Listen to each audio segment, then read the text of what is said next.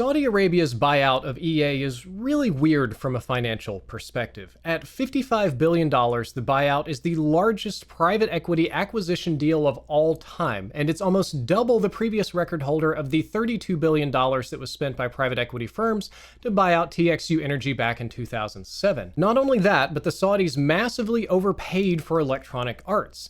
They paid barely less than what Microsoft did to acquire Activision, but keep in mind that EA generates significantly less annual revenue and less annual profit compared to Activision. There's also something strange going on with the private equity partners that purchased EA. The buyers are Saudi Arabia's private investment fund, Jared Kushner's Avinity Partners, and a private equity firm called Silver Lake that previously had shady dealings with the Communist Party of China. There have also been public announcements that investors plan to recoup losses by replacing as many workers as possible with AI, and I just find it strange because none of these are traditionally gaming investors, and they're also not the type of investors that want to lose money, so why are they overpaying for EA only to fill it with AI slop? I'm going to try to answer all of these questions and more into today's deep dive into the EA acquisition.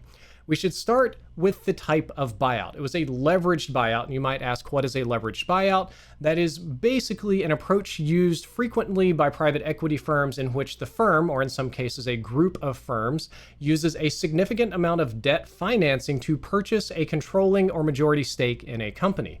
The way this typically works is the private equity group will secure significant loans from banks or other institutions and match with their own equity to buy a company, a mature company that's midway into its life cycle, like Electronic Arts. The part where this gets wild is that the private equity firm can then assign the debt to the company it just purchased. So through this deal, Electronic Arts will immediately be $20 billion in debt that was used to purchase Electronic Arts and in need of making interest payments on that debt from the moment of acquisition.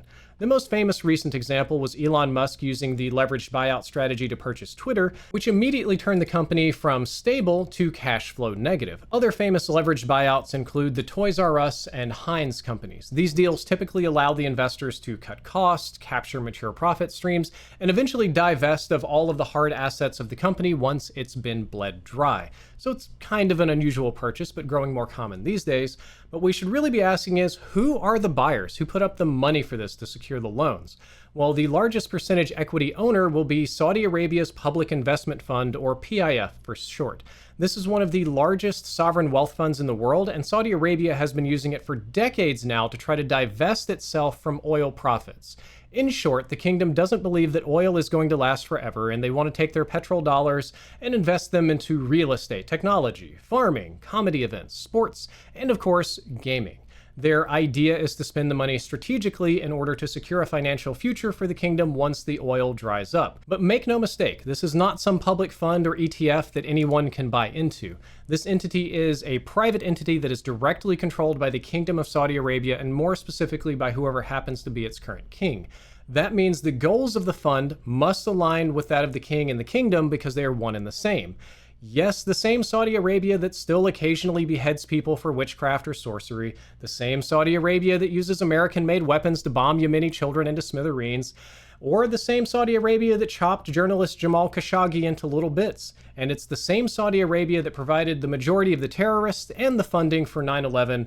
They are the primary shareholder of Electronic Arts. As you can tell, I'm not a fan of authoritarian theocracies, and it's really driven me crazy in my adult life how the US government will bend over backwards to protect Saudi Arabia and its petrodollar system, regardless of the amount of atrocities they commit. So you might be inclined to think that since this deal has to be approved by the SEC, that our new ultra-conservative Christian government might not allow Islamic influence in our media, until you find out that one of the investment groups is owned by Donald Trump's son-in-law, Jared Kushner. So Jared Kushner is working through his company Avinity Partners, and Avinity Partners was formed primarily with money gifted to Jared Kushner by Saudi Crown Prince Mohammed bin Salman.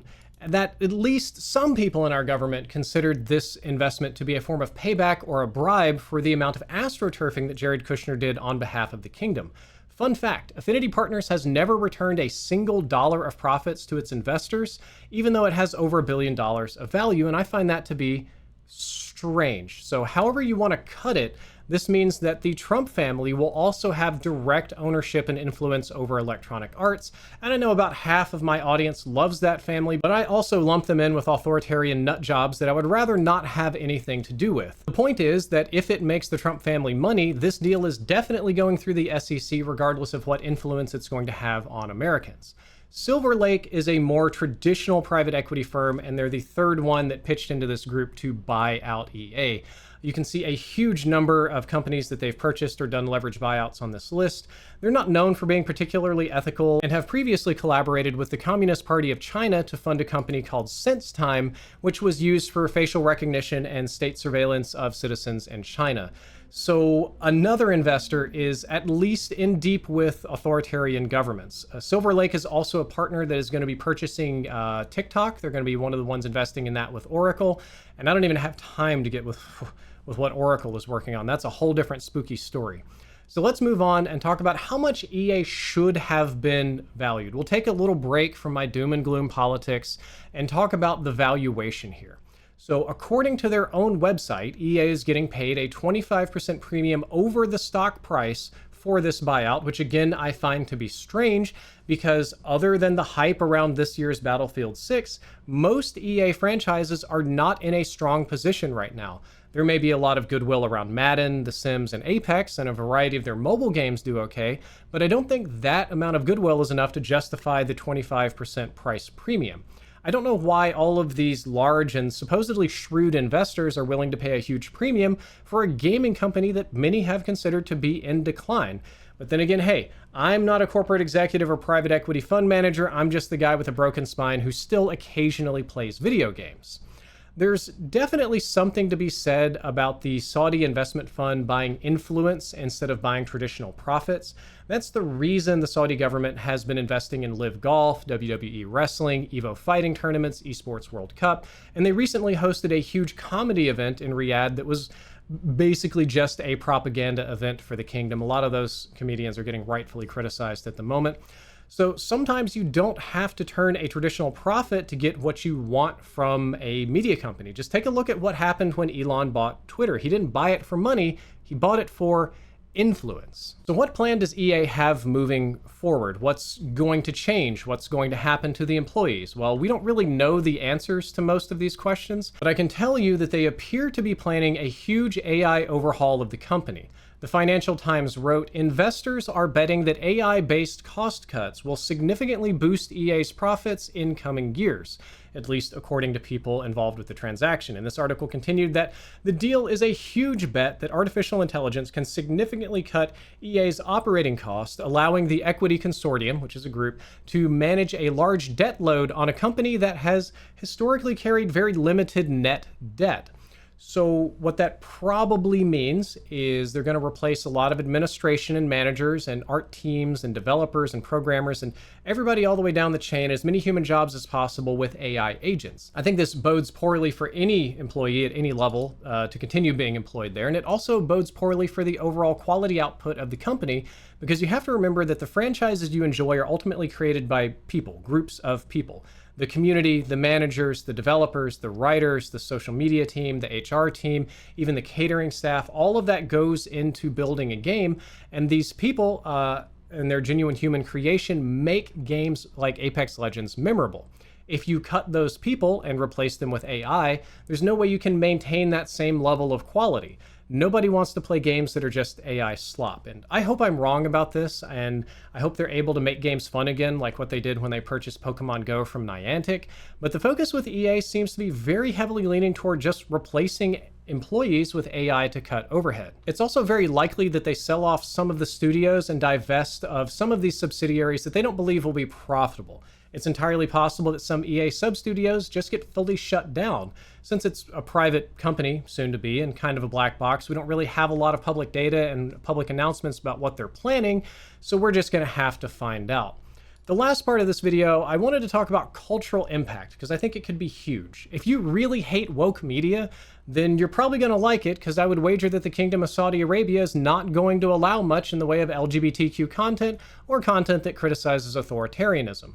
I'd be surprised if they went heavy with the censorship, at least at first, because the fans would revolt and push back and the investment would tank.